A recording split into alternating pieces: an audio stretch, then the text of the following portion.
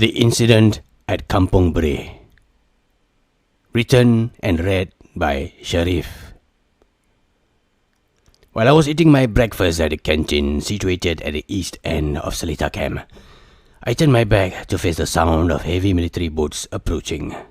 The face of a staunch, rugged man with prominent jawlines, crew-cut hair, approaches.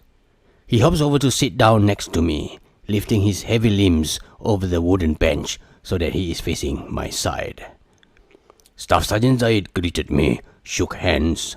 He instructed me that as soon as I am done with my breakfast, that I was to proceed to the MT line, short for Motor Transport Line, and get a Land Rover ready. Without delay, I finished my food, chucked down on the still warm kopi o, and departed. Returning the utensils to the Malay stall vendor, I proceeded to clean myself and then proceeds to the MT line.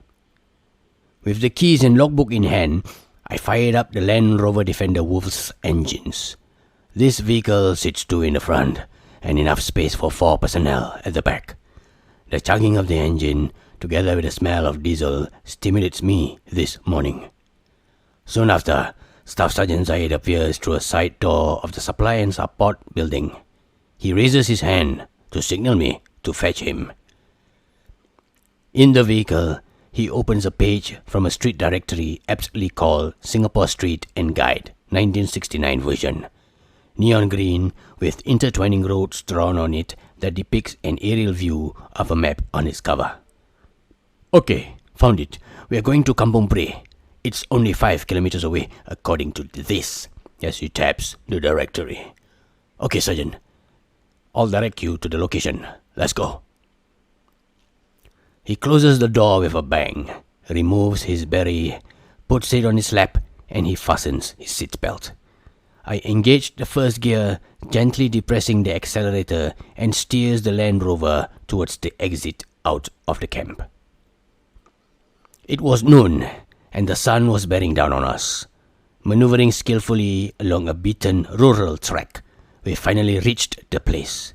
A rustic kampong house, nonetheless, elevated above ground on a meter-high stilts underneath its foundation.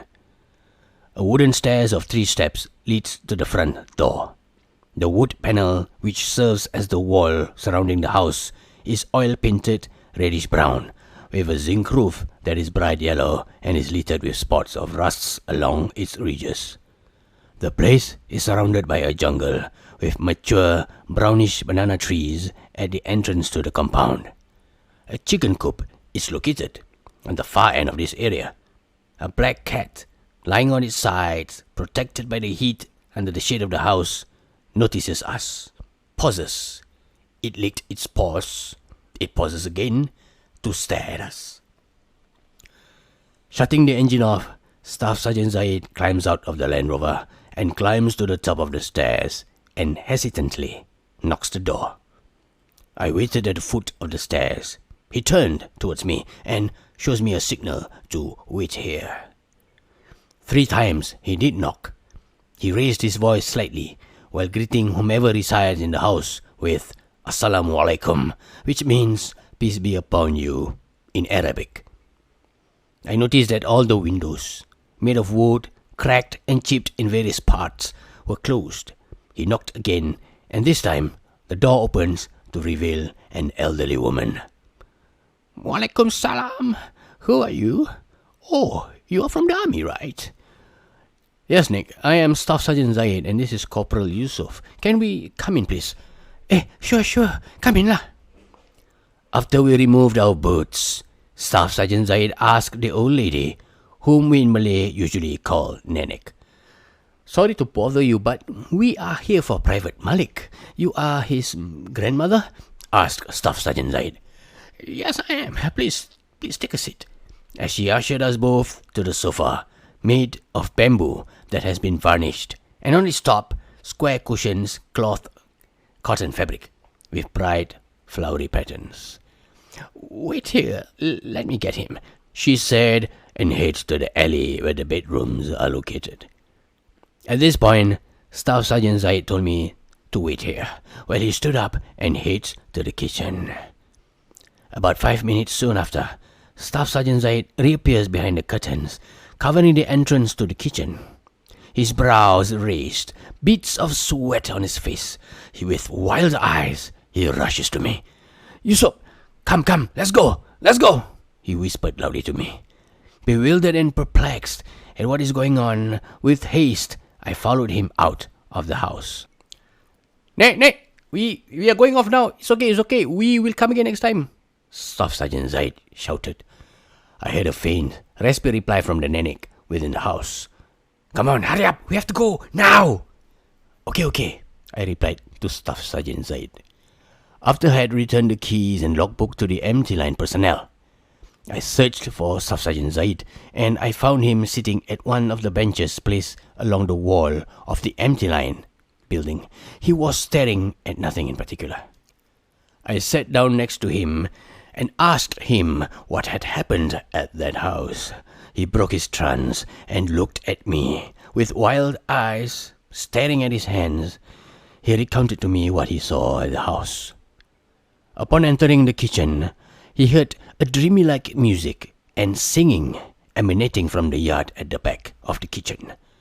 The sound of the music seems to be made from an Indonesian flute, a suling, with gongs and gamelan giving it rhythm. He swung the windows open. He described to me what he saw next. The back of the kitchen is a yard, covered with grass and dirt. Banana and bamboo trees lay strewn haphazardly across this yard.